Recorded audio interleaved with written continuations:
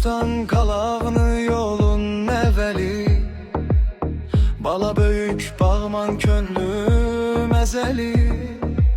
Şah sevenemin beyli, gurur mənbəyi. Bu qədim şəhərin adı Gəncədir.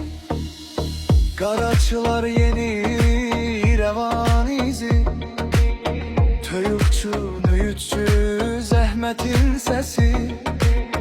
Azər ittifaqın vağzalın özü. Gələn gedən deyər bura Gəncədir. Sadıllı Paşdavoy yeni Gəncə, dəmir yolun altı tarixi pəncə. Şanxay, Sovxoz, Nizami birgə, bu alın tərilə qalxan Gəncədir.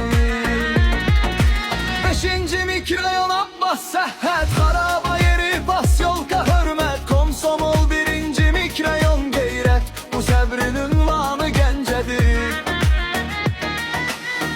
Əttarlar domov serin yanı, çayın qırağı könlümün ünvanı. Dram teatr 3 nömrəlinin yanı, sözlə nəfəs alan Gəncədir.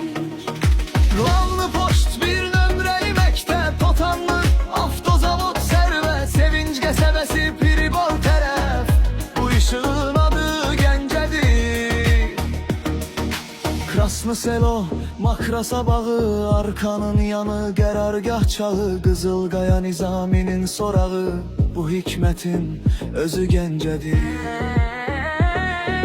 Stadionun yanı, kukla təkcə, Sabir küçəsi, sözlə açılan qapı. Tekstinli, qukonlu halal, zəhmətin tamı, bu çörəyin dadı Gəncədir.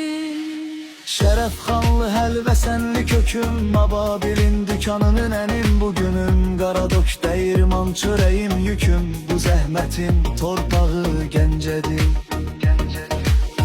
Daş körpü, Xanarxı axar zamanım, Cavadxan, Qorukomun yanı, Gəzi meydanım, 4 yol farforlu reklamın yanı, düşüncə yanı. Daşın adı Gəncədir, İsinin Moykazı xanımın dükanı. Zərrabi Abdinin daş kolunun yanı, Ates Nida, metallı rayon vanı, bu şəhərin dadı Gəncədir. Spartak, Vostok, Sümbülün yanı, Vaynini kafedra, 5 yol məkanın, 2705'ində yanı, Dədə Baba yurdu Gəncədir. Gördülər daş qaşdı torpağı daşı, xəzinə dedilər, Gəncə dedilər.